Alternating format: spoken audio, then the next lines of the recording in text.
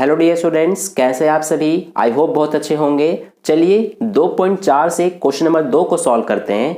तो देखिए question number 2 में हमसे क्या कहा गया है, गुणनखंड प्रमेय लागू करके बताइए कि निम्नलिखित स्थितियों में से प्रत्येक स्थिति में जीएक्स पीएक्स का एक गुणनखंड है या नहीं। तो देखिए डियर स्टूडेंट्स, इस क्वेश्चन में हमें ये 3 पार्ट्स दिए गए हैं और हमसे कहा गया है कि गुणनखंड प्रमेय लागू करके बताइए कि जो ये जीएक्स हैं ये इन पीएक्स के गुणनखंड है कि नहीं। तो देखिए ये हम कैसे बताएंगे। गुणनखंड प्रमेय हमारा क्या कहता है कि अगर हम जीएक्स से पीएक्स को भाग देते हैं और शेषफल हमारा 0 आता है तो फिर जीएक्स पीएक्स का एक गुणनखंड होगा, और शेषफल में 0 के अलावा कुछ और आए तो फिर जीएक्स पीएक्स का गुणनखंड नहीं होगा। तो इसीलिए इन तीनों पार्ट्स में हम क्या करेंगे कि सबसे पहले हम शेषफल ज्ञात करेंगे। अगर शेषफल 0 आ जाए जिस भी पार्ट में, तो उस पार्ट में हमारा जीएक्स पीएक्स का गुणनखंड होगा, और शेषफल में 0 के अलावा कुछ और आए तो फिर गुणनखंड नहीं होगा।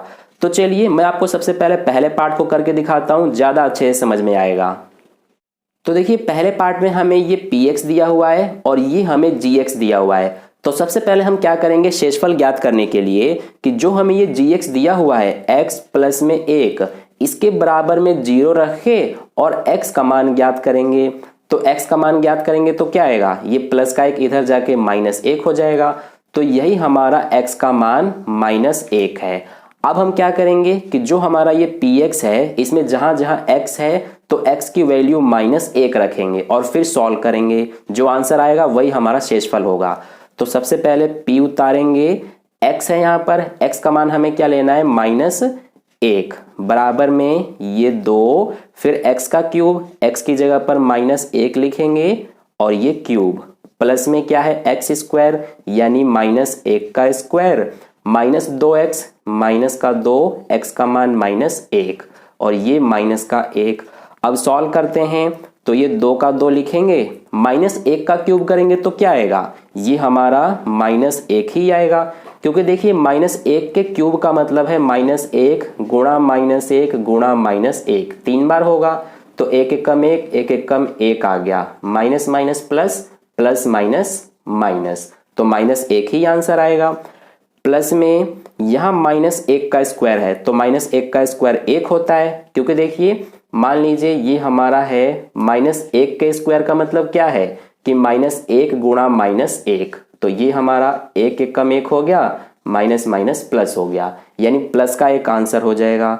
फिर इन दोनों का गुणा होगा तो सबसे पहले माइनस माइनस प्लस, 2 एकम 2 और ये -1। अब देखिए 2 का -1 से गुणा होगा तो -2 आएगा, ये प्लस का 1, ये प्लस का 2, -1। अब ये -2 प्लस 2 ये दोनों तो कट जाएंगे, ये +1 -1 ये दोनों भी कट जाएंगे। तो आंसर क्या आ रहा है हमारा 0। तो इसमें आप देख सकते हैं कि जो आंसर है यही शेषफल है, यानी कि इसमें शेषफल हमारा 0 है। तो हम क्या कह सकते हैं पहले पार्ट में कि जो ये gx है ये इस px का गुणनखंड है, क्योंकि शेषफल 0 आया है। इसीलिए हम लिख देंगे आंसर में, हमसे यही पूछा गया है कि जो gx है px का गुणनखंड है कि नहीं, तो हम लिखेंगे हाँ, जो इसमें gx है ये px का गुणनखंड है। ठीक है, तो इस तरह से ये हमारा पहला पार्ट सॉल्व हुआ। आप चाहें तो gx को यहाँ पर पूरा भी लिख सकते हैं, ये पूरा, और px को भी। तो इस तरह से हमारा फर्स्ट पार्ट का सॉल्यूशन कंप्लीट हुआ। अब चलिए हम सेकंड पार्ट करते हैं। तो देखिए सेकंड पार्ट में हमें ये px और ये gx दिया हुआ है, तो इसमें भी सबसे पहले हम शेषफल ज्ञात करेंगे। इसके लिए क्या करते हैं हम कि जो हमें gx दिया गया होता है इसके बराबर में 0 लिख के और x का मान ज्ञात करते हैं। तो ये प्लस का 2 इधर जाके -2 हो जाएगा, तो x का मान -2 आ गया।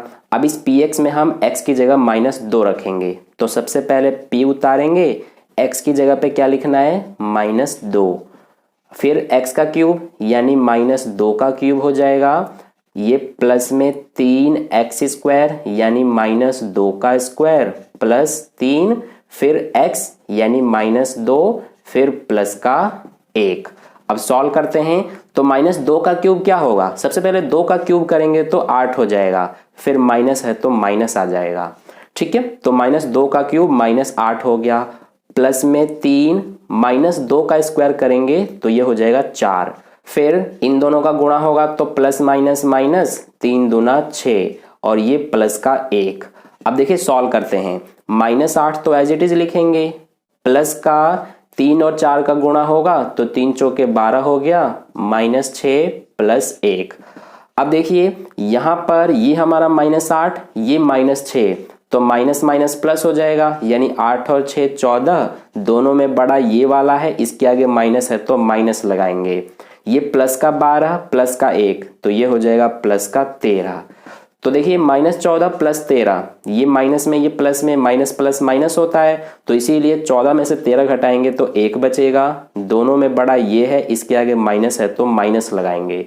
तो इसका आंसर -1 आ रहा है, यानी इसमें तो 0 नहीं आ रहा है, यानी शेषफल इसमें -1 है। तो इसीलिए इसमें जो हमारा ये gx है ये इस px का गुणनखंड नहीं है। तो इसीलिए हम आंसर में क्या लिखेंगे कि नहीं, जो इसमें gx है ये px का गुणनखंड नहीं है। ठीक है, तो इस तरह से हमारा जो सेकंड पार्ट है इसका सॉल्यूशन कंप्लीट हुआ। अब चलिए थर्ड पार्ट करते हैं।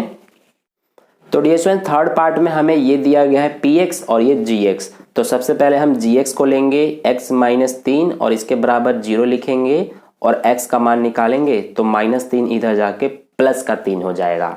तो x का मान हमारा ये आ गया। अब इसमें हम x का मान रखेंगे जहां जहां x है। तो सबसे पहले p x है तो x की जगह पर 3 लिखना है, बराबर x का क्यूब यानी 3 का क्यूब, -4x², तो ये x की जगह पर 3 और ये स्क्वायर, प्लस में x यानी कि 3 + 6।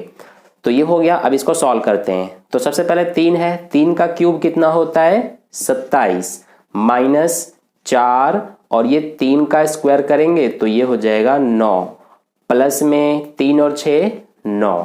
ठीक है, अब देखिए ये हो जाएगा 27, माइनस में 4 और 9 का गुणा करेंगे तो 36 + 9।